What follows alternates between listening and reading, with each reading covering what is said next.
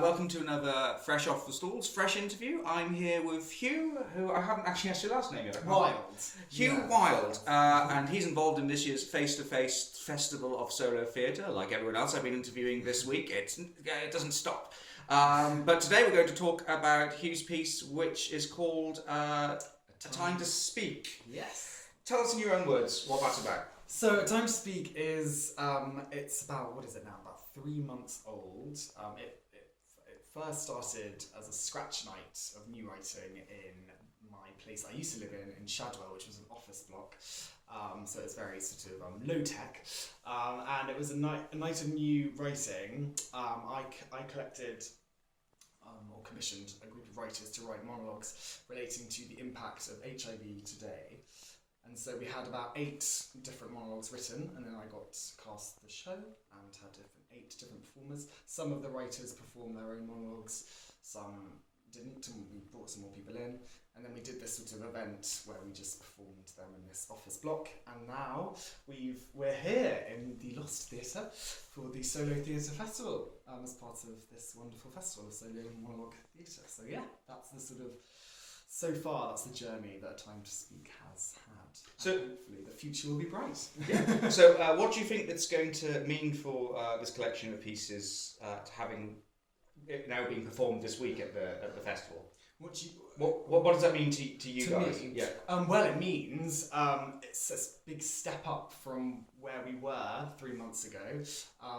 We're very honoured, firstly, to be involved in this festival, and also that because Colin, who's organising the festival, directing it, he came to that scratch performance, and so we're very, and he sort of thought this would be obviously something that we'd like to put in to the Solo Theatre Festival, which is wonderful to know that, and to know that his vision is, we want to keep his vision intact in terms of what solo theatre is, and that A Time to Speak fits nicely into that, which is great. So it's a big event for us, and it means that we get to put these monologues on stage, a proper stage with a proper tech, and also surrounded by wonderful other theatre that's going on throughout the week. So it's a really good, exciting opportunity for us. So yeah. So how did so what inspired you to start getting these different writers together and creating the piece? Well, mainly through my experiences at university. I directed at university in my third year. I directed Angels in America, which is centred around the AIDS epidemic in New York when it first hit. And through doing research for that play and working with the cast on sort of answering certain questions, I realised that there's, particularly with my generation, I started to think about how we don't really talk nearly enough about HIV as we should be doing. And that's a big part of kind of tackling stigma and breaking down some of those boundaries that are really kind of still intact and that stop progression, and that stigma is such an important thing to sort of break down. And so with regards to Angels in America, I sort of started to think about that, and then when I graduated, I wanted to direct theatre and thought, what do I care mostly about? And this was it, and I thought, right, I focused on HIV with regards to it sort of in the history of HIV in the 80s. Now let's think about what's going on now with HIV. So these monologues are all specifically relating to HIV and its impact today. So that's that. That's sort of why I got these writers together. So as a curator of the piece, has there been anything that has surprised or challenged you that the writers have brought to the table? Absolutely. Oh, absolutely. I think every monologue it's a fascinating experience to direct each of these different monologues, because obviously they're written by different people, so they're all in different styles, and some of the words are from the author's mouth, some are fictional characters that the authors have created. So that's a whole new experience and an exciting one. But in terms of HIV and in terms of kind of the questions that are asked, there's a real wide range of different issues and questions being asked within these 8 monologues, which is wonderful. So all these characters are experiencing HIV through many different ways and different lenses. So we have, and I hope to say that we've got a sort of wide range of different experiences to hand, which is good. And it's hopefully it'll grow and grow and grow. We want more monologues, and so we've got these 8 at the moment, but they'll keep developing. Yeah. So you've been working with charity Positive East. Yes, we have been. Yeah. What's that meant for the show and how it's developed? A lot, absolutely. I think Positive East. So in terms of the involvement Positive East have had thus far, I got in contact with them when we were sort of at the initial stages of rehearsals, because where we did the Scratch performance, it was in East London, so I kind of researched, googled HIV charities in the local area, and Positive East came up, and obviously I hadn't heard about it because I was new to East London.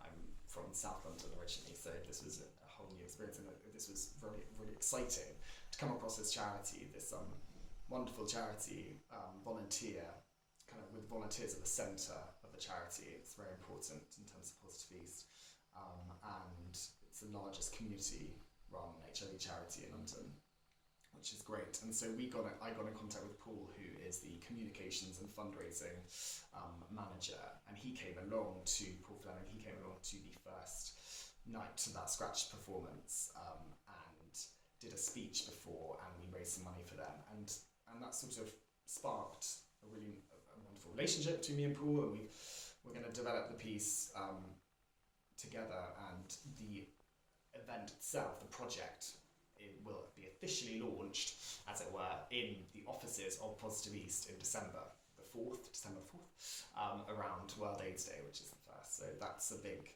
step for us, and that's where there'll be hopefully new monologues involved with people from Positive East. So it's quite I don't want to say quite an intense subject, because that sounds a bit negative. It's a very important subject. And if you do think it's intense, then perhaps it is.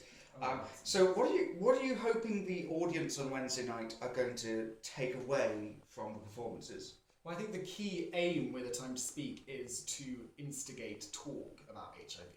And so that's sort of what I hope has happened thus far with our performances, and that will happen on Wednesday, is that the audience will leave the theatre talking about HIV, and considering these characters and their experiences, and thinking, oh, I learned that tonight, or oh, that was missing, and I wonder if I could do some more, a little bit of research about that, or like, what do you think about this? And that's a very general way to, of course, theatre and generally should be doing that, but I think specifically with regards to HIV and its impact, I hope that audience will talk about it, and then also get online and start creating a sort of, what I want is a sort of, sounds very general, but a kind of online discussion relating to HIV and its impact through A Time to Speak and its website and its Twitter. So that's sort of what I want. Yeah. So what do you think is the most, in your opinion, what is the most important issue surrounding HIV/AIDS that we should be tackling right now? Oh, that's quite a question. There's a lot, but I think stigma and prejudice, to speak, I think that is it, really. I think I've recently finished reading a book which I think is brilliant, by Norman Fowler, who was the health secretary for in Thatcher's government, and ran the huge campaign during the 80s, which was AIDS Don't Die of Ignorance. And his new book, his whole new thing is AIDS Don't Die of Prejudice. And the prejudice is now, people aren't so much, well, I mean, there is still obviously ignorance, but I think HIV is, people know about, but it's still, there's still so much prejudice there, and there's still so much stigma there that gets in the way of scientific developments and people being able to speak about their status, and this is a global problem, and that's something that I think needs to be tackled. And partly this is, this little project, that is its aim, is to talking about HIV and airing these issues through the means of theatre. That is one way that I think we can really challenge prejudice, generally speaking. So, apart from developing the piece further for the official launch on the 4th of December, I remember the date, that's good. Yeah. Fantastic. Any other sort of Anything else that's been worked on at the moment? Any other projects? With regards to a time to speak? Oh, just with regards with you. With me? Yeah, Oh, yeah. right. Outside of that. Outside. Well, a time to speak is sort of taking up my life at the moment. But I think I'm volunteering for Positive East. And that's a really important, for me, thing to be doing because I'm learning a lot about. Specifically, I'm volunteering for the gay men's prevention outreach work. So that's sort of with a focus on prevention and testing, which is again another issue, big issue in terms of HIV at the moment, is the lack of funding that goes into prevention and testing work. That there's a lot with regards to, which is great, with regards to treatment, but prevention is also a very important issue to be tackled. So anyway, my volunteering is tackling that, focusing on that, prevention and testing. So that's something that I'm doing. In terms of other projects, I'm not really doing anything theatre based other than a time to speak, but and I think that will take up quite a lot of my life at the moment. But I think so we'll see. I don't know. Marvellous. Yeah. Anyway, thank you very much for your time talking to me and everyone that will view this. Yeah. Donate. I will to Positive East. I will leave a link to their website in the description box. So better do that. And please do it, even though we're not pouring buckets of ice over us. Yes. Are people still doing that now? I think it's gone. It's not so much. Yeah, it's not so popular anymore. But I think it's it was an interesting. I can fetch a bucket of ice for you now. If you Well, want. No. a bit hot. Why not? I think you'll ruin the bonquette. Absolutely. Quite nice. I love the fact that I seem to have adopted this red sofa. So, anyway, HIV_voices is our Twitter account, so that's something. Okay, follow them, donate to Positive East or any other HIV charity that you want to support, but certainly Positive East. And we'll be shaking a bucket at the end of the Wednesday's performance as well for Positive East. So would you be shaking it like a Polaroid picture? Well, one hopes. I will do that.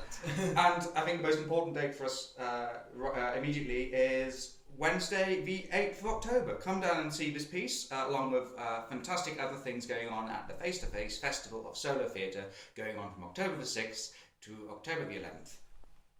I got that quite well. I did it quite well. You did. I've been practicing. Absolutely. Well done. That's great. Anyway, thank you very much, Thank and you. I'll be back again soon. Thank you very much.